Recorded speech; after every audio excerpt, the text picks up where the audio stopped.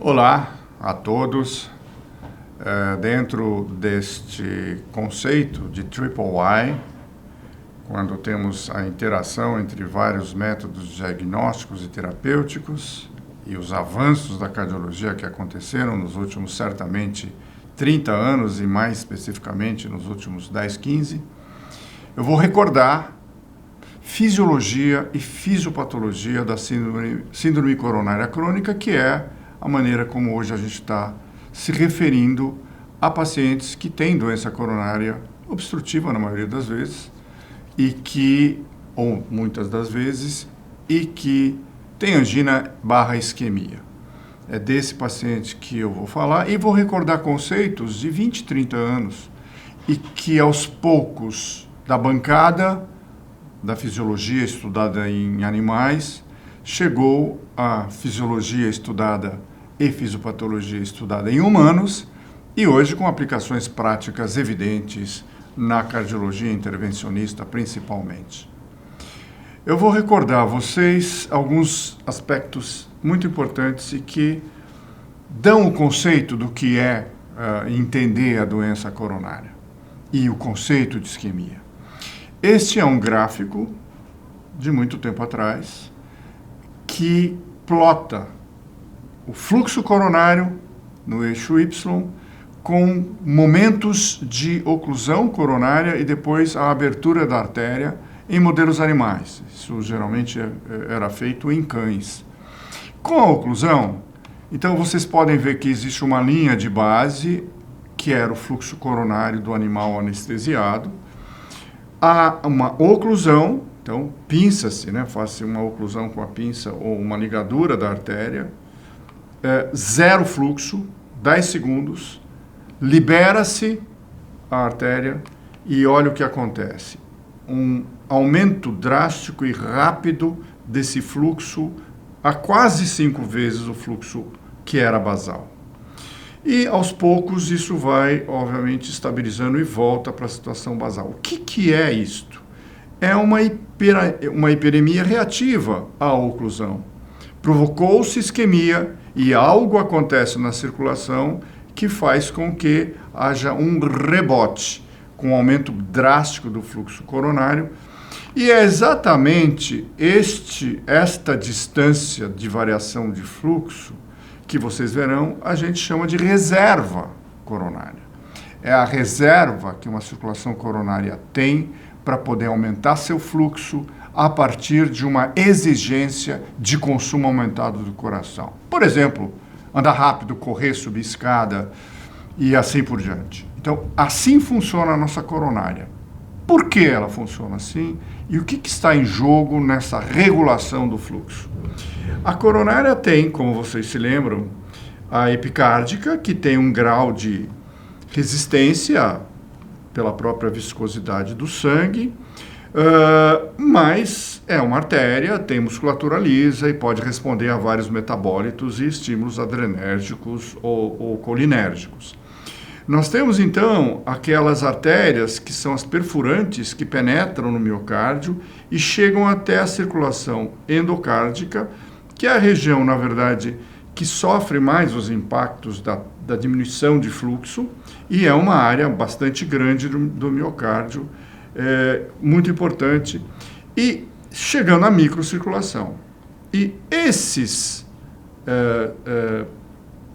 componentes que foram muito estudados e descobertos ao longo do tempo, como a adenosina, como o óxido nítrico, como prostaglandinas, os próprios canais de cálcio se alteram com a isquemia e um controle neural, e o próprio controle miogênico é que fazem a regulação desse fluxo coronário, que se chama, obviamente, o que a gente chama de regulação autônoma e automática. A autorregulação, na verdade, é exatamente esse mecanismo, que depende de um controle miogênico e depende da liberação de substâncias vasoativas, que são, em geral, vasodilatadoras.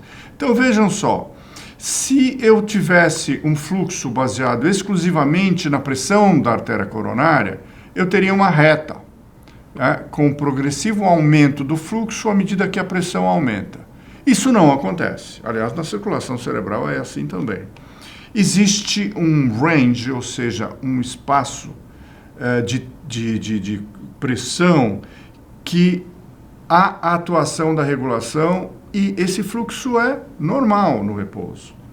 Então, se aumenta muito a pressão, há vasoconstricção dos esfíncteres, da microcirculação, e o fluxo continua exatamente o mesmo. Se cai a pressão, relaxa-se esses esfíncteres, eles são relaxados, e a pressão continua a mesma. Óbvio que tem limite. Abaixo de uma determinada pressão, não se consegue, obviamente, ter fluxo, e acima de uma determinada pressão, você atinge e ultrapassa o máximo de vasoconstricção, e daí há um relaxamento e esse fluxo pode aumentar. No cérebro, isso é muito perigoso, porque um evento isquêmico pode se transformar, por exemplo, num hemorrágico. Pois muito bem, também a gente mede a reserva exatamente daquela maneira. Essa é uma outra maneira de você medir a reserva de fluxo, dependendo da circulação, que no caso da coronária, geralmente vai, se eu considerar 1 e pouco de fluxo, pode chegar perto de 4, o fluxo daria 3 a 3 vezes e meia o basal, né? Bom, mas existem coisas por trás de tudo isso, e a principal doença que leva a alterações, no caso da coronária também, é a aterosclerose. Ou seja, é possível haver placas, claro que elas podem até romper, e daí nós entramos no quadro agudo coronariano, na síndrome coronariana aguda, que não é o escopo no momento dessa aula, e obviamente tem todo um processo que começa por um endotélio doente, e eu tenho várias obstruções a níveis diferentes, em artérias diferentes, que podem ir de nenhuma obstrução, porque a gente considera a partir de 50% obstrução com significância no sentido de bloquear fluxo, mas essas artérias com obstruções também passam por problemas que podem acontecer ao longo da vida do indivíduo, mesmo sem estar com obstrução de 50% ou mais. O que foi toda a evolução do conhecimento da doença coronária e como isso teve impacto nas decisões e tentativas de soluções para essa doença coronariana, obviamente sempre se baseou em obstrução, e todo o sistema foi construído em cima de placas que obstruem o fluxo. E óbvio que existem leis como a de Bernoulli. O Bernoulli, ele mostrou exatamente isso, quer dizer, quando tem um estreitamento num tubo, e isso acontece na artéria, você tem, obviamente, turbilhonamento, você tem um fluxo de separação, e isso gera um gradiente, obviamente, de pressão de antes e depois da placa. Vocês verão lá na frente que é uma maneira que eu tenho de aplicar os conceitos de fisiologia na investigação de pacientes em salas de hemodinâmica. E óbvio que depende da fricção viscosa e da viscosidade do sangue, depende do hematócrito, da hemoglobina, da turbulência gerada e as separações de fluxo. E isso, obviamente, funciona em função de o quádruplo do raio que vai acontecer comparando o normal com a obstrução, que é muito variável. E, a partir daí, você entende os mecanismos que acontecem para queda de fluxo. E, obviamente, o que vai acontecer com a circulação coronária, com a microcirculação. Então, vejam. Aqui o gráfico é diferente, o fluxo está aqui no X, e essa é a diferença de pressão antes e depois das estenoses. Quando existem estenoses de 30%, embora existam gradientes, eles são pequenos. Quando eles chegam a 50%, eles começam a implicar, ou seja, a interferir no fluxo. É a partir daqui que a nossa microcirculação entende que está faltando fluxo, e mesmo em repouso ela pode estar alerta no sentido de começar a promover vasodilatação para manter pela autorregulação o mesmo fluxo para pressões diferentes.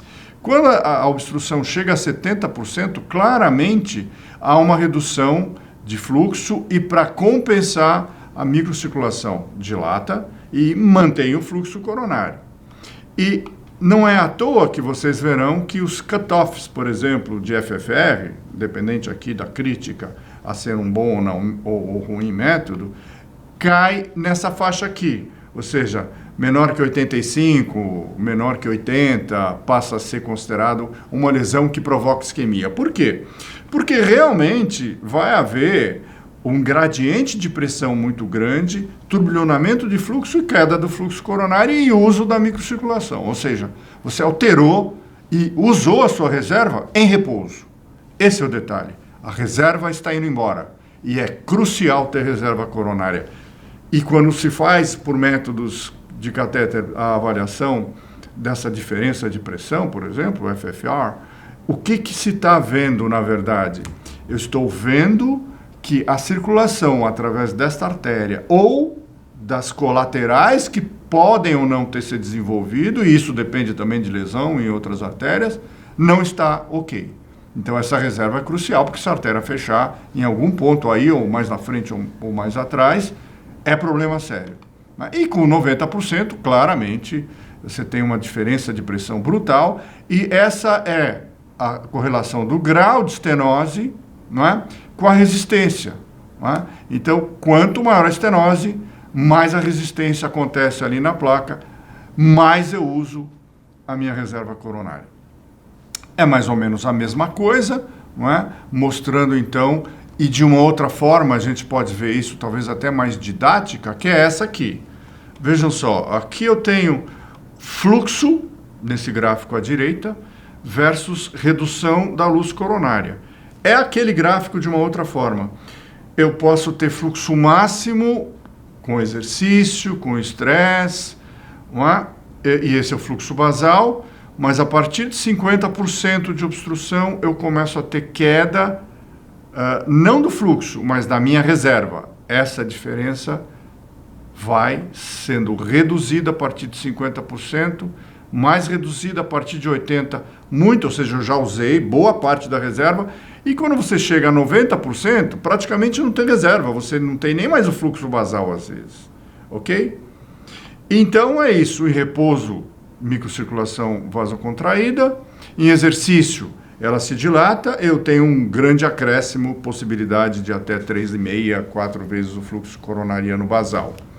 Mas se ela for doente, se tiver obstrução, eu uso a reserva, eu não tenho mais aquela capacidade, eu caio numa curva assim.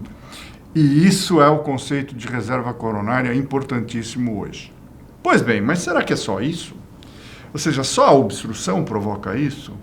Vamos ver aqui, isso aqui é um estudo por IVUS, né, ultrassom intravascular, mostrando uma angiografia da descendente anterior sem evidência de obstrução, parece que é uma artéria assim, sem sequer irregularidade, mas que o IVUS mostra que existe uma placa aqui num ponto, no ponto A, e no ponto B não tem a placa, então o diâmetro é o mesmo, ou seja, o remodelamento vascular faz com que pela angiografia eu não consiga ver que tem obstrução, mas tem doença, né? Isso faz muita diferença, tá? A placa aí, com o núcleo que pode ser mais com necrose, com extremidade de bordas mais finas e de repente pode romper, se inflamar mais, né? E você pode ter uma capa fibrosa espessa, mas isso pode explicar esse tipo de quadro. Olha, o indivíduo infarta, morre, porque isso aqui é anatomopatológico, rompe uma placa que não dava obstrução, trombo, óbito, morte súbita, né? Então, o que a gente entende e sempre entendeu é a angina de limiar fixo, ou seja, eu tenho um fluxo máximo que não é mais atingido por uma obstrução ou por várias, eu tenho um limite de fluxo e à medida que eu faço uma atividade física, aumento o consumo de oxigênio, eu posso ter angina. O indivíduo para o exercício, dura 4, 5 minutos, desaparece. Se ele voltar a fazer exercício, ele volta a ter angina, porque a oferta de O2 está limitada, ele já usou a sua reserva devido à obstrução. Mas é só isso? E como explicar isso aqui? Angina de limiar variável.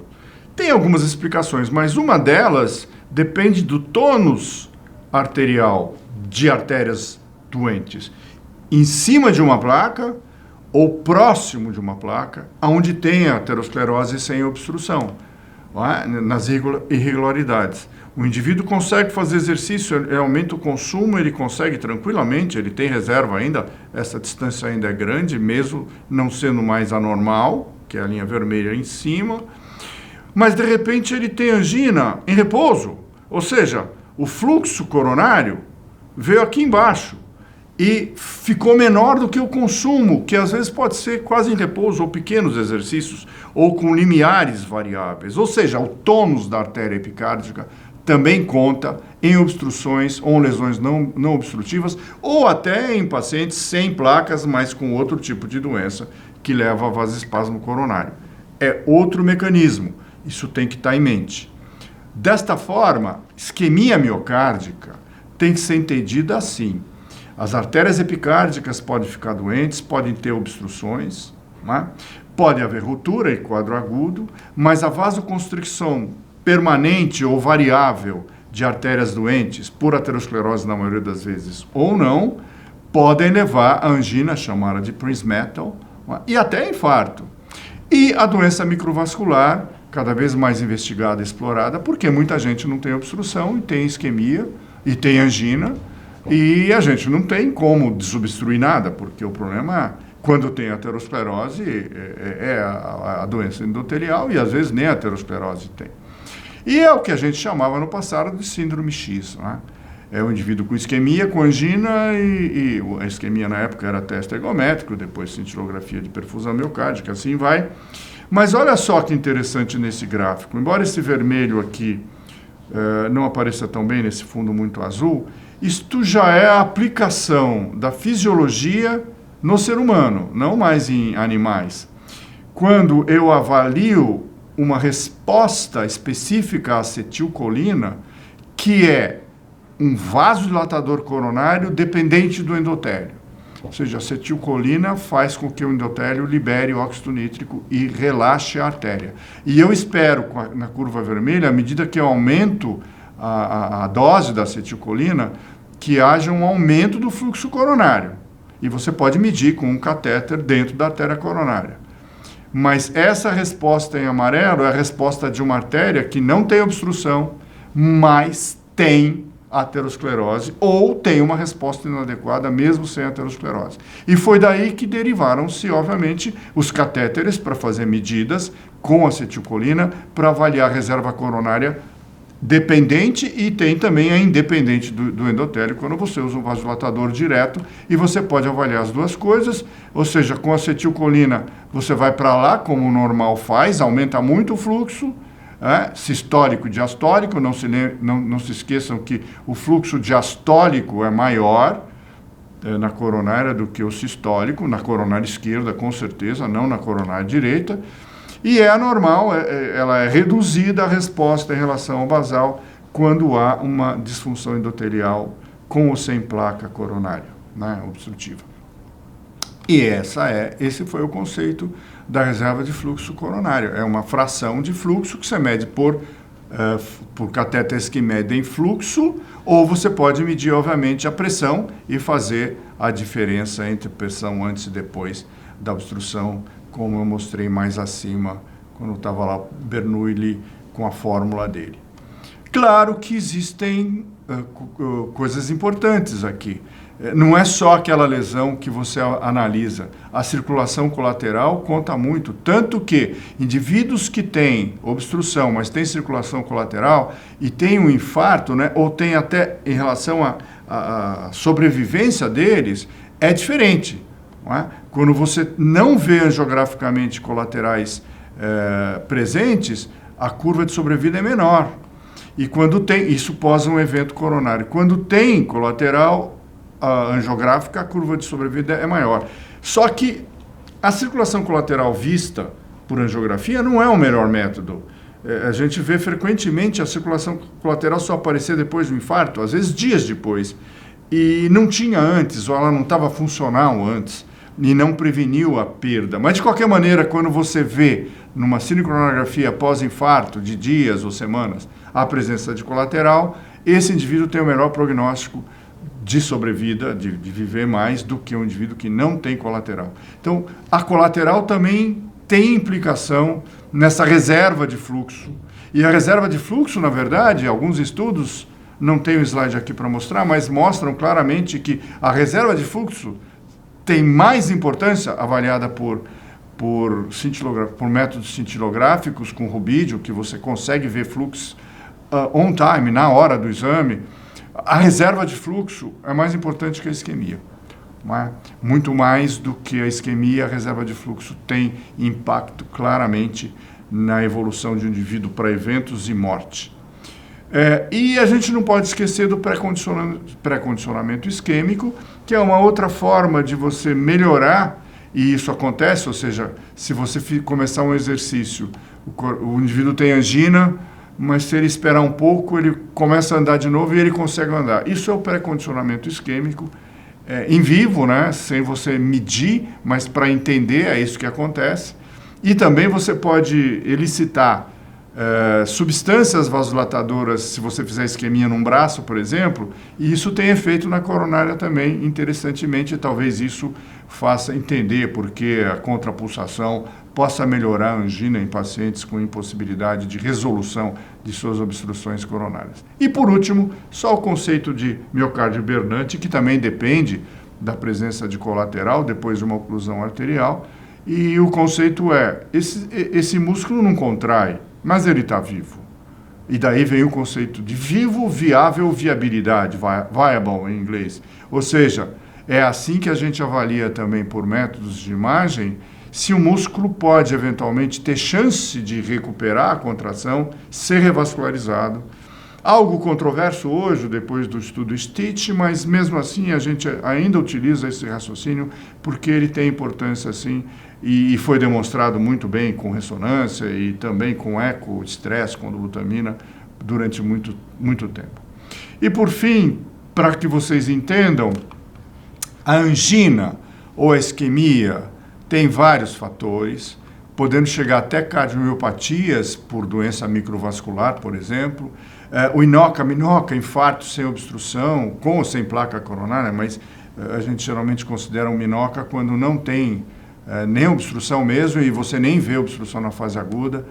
Existe Takotsubo, que pode ter a ver com doença da microcirculação e com estresse intenso, com uma resposta inadequada da microcirculação à estimulação adrenérgica, ou pessoas que podem ter, a gente sabe hoje que existem receptores de acetilcolina também no miocárdio, coisa recente, não tem mais do que 10 anos.